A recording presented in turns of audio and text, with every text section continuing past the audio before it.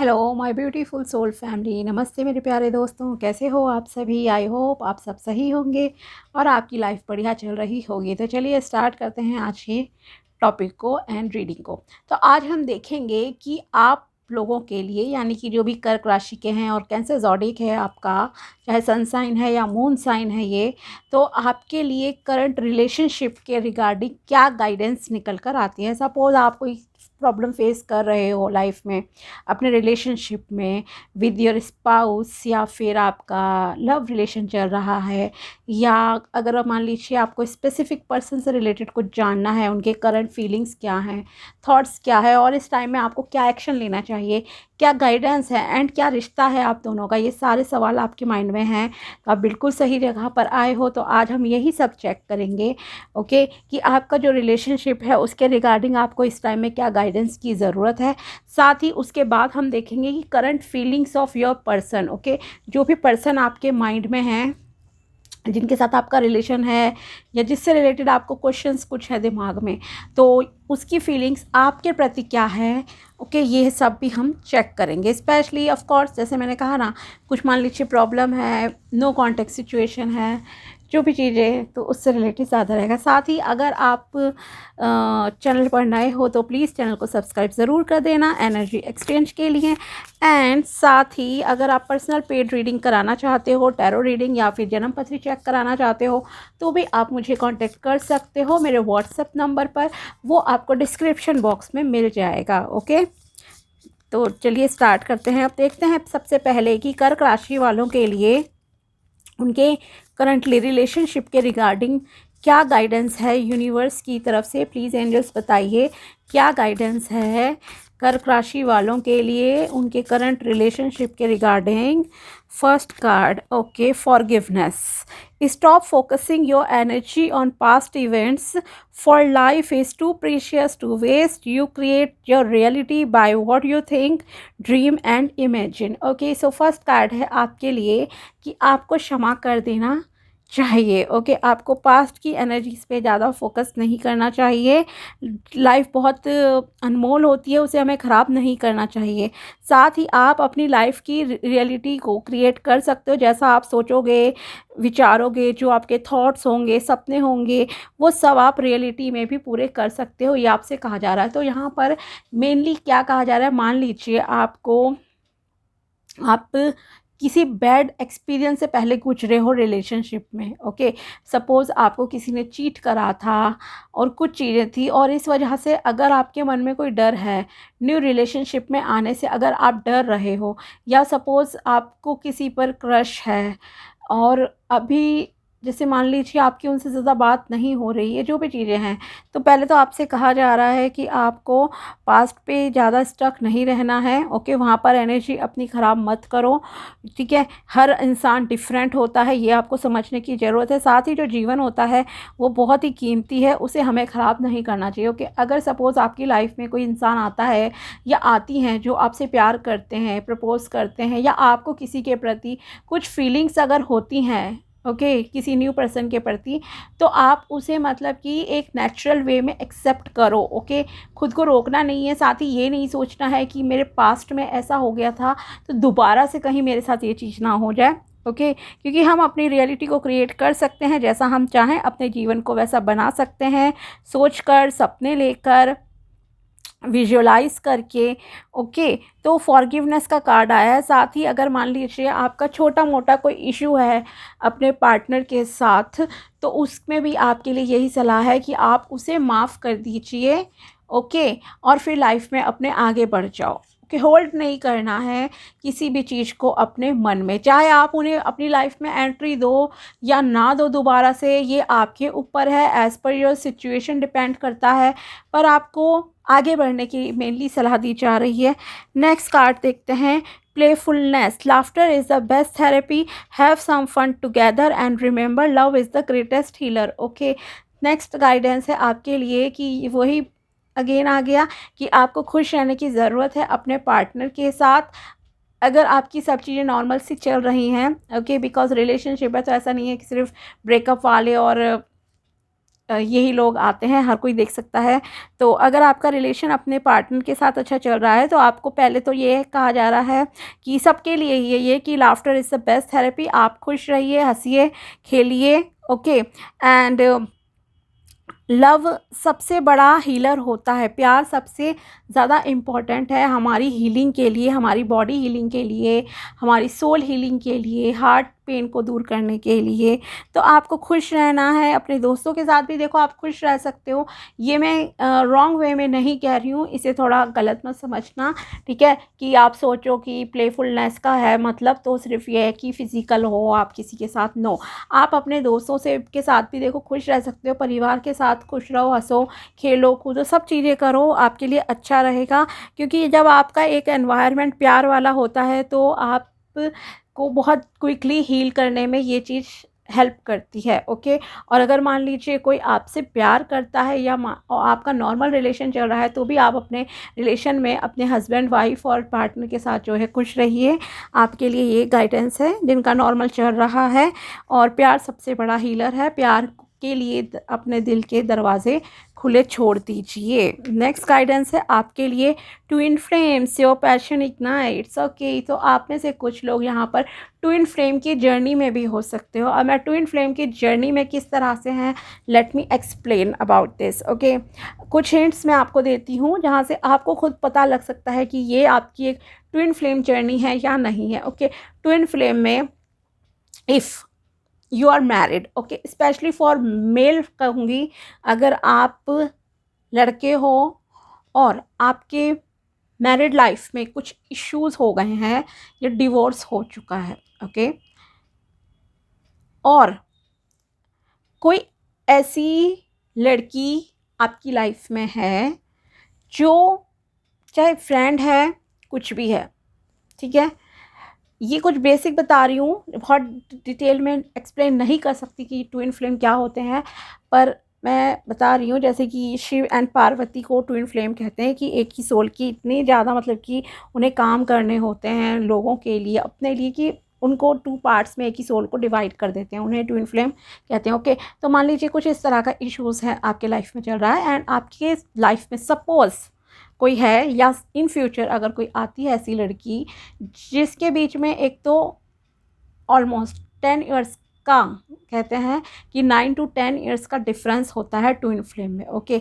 आपसे बड़ी होगी वो लड़की 9 to 10 ईयर्स, ओके। अगर कोई ऐसी फ्रेंड है आपकी लाइफ में और वो जो है एक रिलीजियस टाइप ऑफ पर्सन है, स्पिरिचुअल है, और वो आपको कहीं ना कहीं एक सपोर्टिव नेचर है, काइंड हार्टेड है, और आपको कहीं ना कहीं वो हीलिंग में हेल्प कर रही हैं। आपने जो प्रॉब्लम आपके रिलेशन में चली है, okay, I am just giving you example, हर कोई इससे कनेक्ट ना करे ज़बरदस्ती, ठीक है। इसलिए मैंने कहा है मेल हो अगर आपके और उस लड़की के बीच में ऑलमोस्ट 9 to 10 ईयर्स का एज डिफरेंस होगा एंड वो बहुत ही स्पिरिचुअल हो सकती हैं, वो आपको कहीं ना कहीं इमोशनल हीलिंग में हेल्प करेंगी।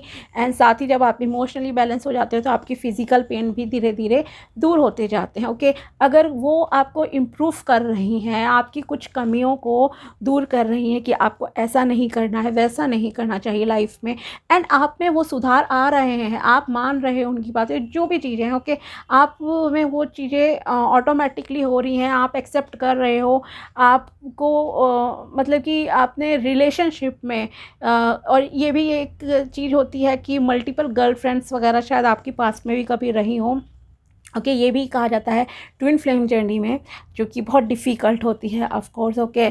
तो बहुत चांसेस हैं कि आप अपने ट्विन फ्लेम के कनेक्शन में हो, कनेक्टेड हो, ओके। तो कुछ लोगों का यहाँ पर ट्विन फ्लेम कनेक्शन भी है, जिस वजह से शायद आपका पास्ट में भी कुछ रिलेशन किसी के साथ इसीलिए स्टेबल नहीं हुआ, because your twin flame is waiting for you, okay.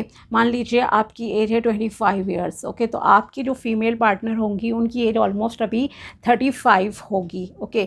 तो इतना डिफरेंस एक तो चलता है ट्विन फ्लेम में। दूसरी चीज़ एक और कहते हैं कि रिलीजन डिफरेंट हो सकता है, कास्ट डिफरेंस हो सकती है, फिजिकल डिफरेंसेस भी बहुत ज़्यादा होते हैं जहाँ पर ट्विन फ्लेम जर्नी होती है, ओके। बिकॉज एक ही सोल के दो है, लेकिन उन बिकॉज चैलेंजेस उन्हें फेस करने पड़ेंगे। ओके, लाइक समाज में, सोसाइटी में अगर वो शादी के लिए भी आगे बढ़ते हैं तो उन्हें बहुत सारे चैलेंजेस को ओवरकम करके देन शादी होती है। लेकिन इसमें क्या है, एक दूसरे को हील करना, खास करके मेल को फीमेल ही जो है हील करती है।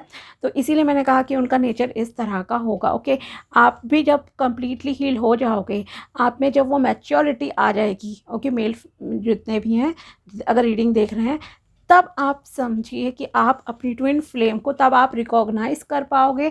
आपकी सोल से आवाज़ आएगी that yes she is the one. Okay, तो ये हो गया एक। तो दूसरा ये कि शादी होगी नहीं होगी, ये एक डिफरेंट कॉन्सेप्ट है। ओके, आप कितना फ़ाइट कर सकते हो ये आपके ऊपर डिपेंड करता है। तो यस, आप में से कुछ लोग यहाँ पर एक ट्विन फ्लेम जर्नी में हैं, आप बहुत पैशनेट भी हो, कुछ मिल चुके हैं, अगर नहीं मिले हो तो भी शायद आपकी जल्दी ही मुलाकात अपने ट्विन फ्लेम से होने वाली है। यहाँ पर ये एक तो इंडिकेशन आ रहा है। इसलिए एक रनर चेज़र वाली भी आपके जो चल रहा होगा, एक इंसान पीछे पड़ता है, एक इंसान मतलब थोड़ा दूसरे को ज़्यादा भाव दे रहा है, दूसरा पीछे भाग रहा है। ओके, दूसरा बिकॉज रिकॉग्नाइज ही नहीं कर पाता कि ये एक ट्विन फ्लेम जर्नी है। ओके, तो एक तो पैशन है आप लोगों में, कुछ रनर चेजर जैसा है, तो भी आप समझ लीजिए कि यस, प्रॉब्लम्स आना, अप्स एंड डाउन्स होना, थोड़ा सा चीज़ें बहुत ही गड़बड़ाई सी होना, ये सब भी एक नेचुरल चीज़ है। ओके, एक इंसान बहुत ही फीमेल स्पेशली कहते हैं काफ़ी हील होती है वो, क्योंकि अपने चैलेंजेस को 10 इयर्स का गैप है ऑब्वियसली, तो वो उसको एक्सपीरियंस ज़्यादा होता है, तो वो अपने पार्टनर को अच्छे से हील कर पाती है। ओके, तो this is also one main point. तो एक तो फॉरगिवनेस है, प्लेफुलनेस है, इसलिए घर से हंसो खेलो, खुश रहो, दोस्ती अच्छे से रखो अपनी, जो भी है normal friendship. Okay, and twin flame journey है। नेक्स्ट गाइडेंस है आपके लिए, you may not always understand why certain things happen. Okay, कई बार आपको समझ नहीं आता कि क्यों आपकी लाइफ में ये सारी चीज़ें हो रही हैं। Okay, like ups and downs, however there is always a higher purpose to the events in your life. Exactly. Okay, लेकिन अगर कुछ होता है तो उसका कुछ बहुत ही बड़ा उद्देश्य होता है यूनिवर्स का। थोड़ा turmoil, a blessing will soon be revealed. Okay, अगर बहुत ही अप्स एंड डाउन चल रहा है, आपको लग रहा है आपकी ज़िंदगी तो बिल्कुल अस्त व्यस्त सी हो गई है, तो डोंट वरी, आपकी लाइफ में जल्दी ही ब्लेसिंग्स भी आ जाएंगी, रिवील हो जाएगी सच्चाई। इसीलिए देखो मैंने क्या कहा था कि twin flame journey, this is the most difficult concept of relationship. Love relation में सबसे डिफ़िकल्ट यही पार्ट होता है, क्योंकि दोनों टूटे हुए होते हैं, कहीं ना कहीं एक पार्टनर किसी वजह से टूटा है, बिल्कुल ब्रेक है, दूसरा किसी वजह से कम्प्लीटली ब्रेक है। ओके, तो ये है आपके लिए गाइडेंस कि आपको वेट करना चाहिए, साथ ही आपके लिए बिकॉज ट्विन फ्लेम जर्नी आया है, तो आई वुड सजेस्ट कि आप हीलिंग पे फोकस ज़्यादा करो, आप मेडिटेशन करो, खुद को एकदम कहते हैं ना कि शांत स्वभाव का, जैसे कहेंगे ऑब्वियसली मूड स्विंग्स तो हर किसी के होते ही हैं, पर फिर भी आपको अपनी हीलिंग पे ज़रूरत है। अपने आप को बैलेंस करो, अपनी एनर्जीज़ को बैलेंस करो, कोई भी चक्रा आपका ओवर एक्टिव नहीं होना चाहिए। ओके, साथ ही दिल से थोड़ा सोचने की कोशिश करो, अपनी सोल लेवल पे देखो कि क्या अभी आपकी लाइफ में ट्विन फ्लेम जैसा कोई पर्सन है, जो मैंने आपको इतने सारे चीज़ें बताई, या फिर जब मिलेगी मिलेगा। ओके, फीमेल्स भी ऑफ कोर्स देख रही है, मिलेगा अगर आपको कोई, तो आपका देखना अट्रैक्शन जो होगा ना, अगर फीमेल देख रही हैं तो आप जिससे प्यार करते हो उनमें और आप में ऑलमोस्ट 9 to 10 ईयर्स का डिफरेंस होगा ही होगा। 5 to 10 तो मान ही लो, कम से कम 5-6 ईयर्स, लेकिन मोस्टली में ऑलमोस्ट 10 ईयर्स का गैप रहता ही रहता है। ओके, ये होता है शिव शक्ति। ओके, और जब तक शिव शक्ति मिलेंगे नहीं तब तक आपको ट्रू लव वाली कोई मिलेगा ही नहीं, ये समझ लो। 10 जगह आप धक्के खाते रहोगे, लेकिन जहाँ शिव शक्ति का है आपको हील होना पड़ेगा। ओके, तो ये सबसे बड़ा लेसन गाइडेंस है कहूँगी आपके लिए। इसलिए खुश रहो, अपने कामों पर फोकस करो, और जैसा आप चाहोगे वैसी लाइफ अपनी क्रिएट कर सकते हो। ट्रू सोलमेट ट्विन फ्लेम आपकी लाइफ में आएंगी। ओके, तो ये एक ट्विन फ्लेम कनेक्शन हो सकता है अगर आप एक चेज़र की तरह हो और सामने वाला आपको भाव नहीं दे रहा है, तो ये एक ट्विन फ्लेम जर्नी भी है यहाँ पर। ओके, देखते हैं और क्या आपके लिए निकल कर आता है। अब देखते हैं current feelings of your person, जो पर्सन आपके माइंड में अभी चल रहे हैं ना। ओके, ये तो आपके लिए लव रिलेशन की गाइडेंस थी।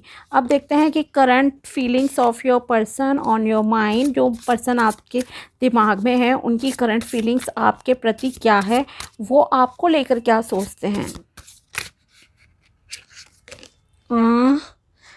Please do what is best for your heart. Okay, तो वो सोचते हैं ये आप वो करो जो आपके लिए अच्छा है, आपके दिल के लिए अच्छा है। पहला मैसेज उनका तरफ से ये है, अभी उनके माइंड में करंट फीलिंग्स यही चल रही हैं। स्पेशली अगर एक ट्विन फ्लेम कनेक्शन में हो तो वो आपका बुरा नहीं चाहेंगे, मैं ये भी आपको बता सकती हूँ। भले ही एक चेजिंग मोड में आप हो, लेकिन वो आपके लिए कभी गलत भी नहीं सोच सकते।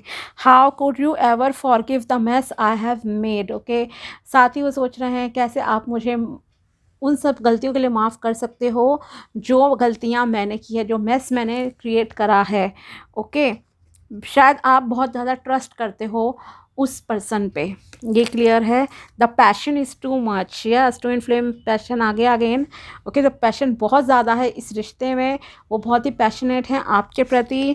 Next is I can't let go of you, वो आपको नहीं छोड़ना चाहते हैं। ओके, तो yes they are missing you, जो भी हैं आपके पार्टनर जिनके बारे में आप जानना चाहते हो, जो आपके माइंड में चल रहे हैं ना, तो उनकी करंट फीलिंग्स क्या है आपके प्रति। तो उनकी करंट फीलिंग्स ये हैं, वो कहते हैं कि आप वो करो जो आपके दिल के लिए अच्छा है, आपकी लाइफ के लिए अच्छा है। ओके, तो उनकी तरफ से कोई ऐसा प्रेशर नहीं है, साथ ही वो आपके प्रति बहुत ही पैशनेट हैं, रोमांटिक हैं, सच में आपसे कहीं ना कहीं प्यार करते हैं और वो आपको छोड़ना नहीं चाहती हैं व्हाटएवर। ओके, और उन्हें ये भी है कि आप कैसे माफ़ कर देते हो, आप कैसे इतने kind hearted kind of person हो, बिकॉज क्षमा तो आपको करना ही पड़ेगा। ओके, भले ही आप एंट्री दो या ना दो, मैंने कहा स्टार्टिंग में, वो एक डिफरेंट चीज़ है। तो जो भी पर्सन आपके माइंड में है, ये है उनकी करंट फीलिंग्स और आपके लिए रिलेशनशिप से रिलेटेड गाइडेंस ये है करंटली। ओके, तो ये थी आपके लिए गाइडेंस एंड करंट फीलिंग। मिलते हैं आपसे अगले वीडियो में, तब तक ले बाय, टेक केयर, अपना ध्यान रखना। Thanks for watching my video, thank you so much.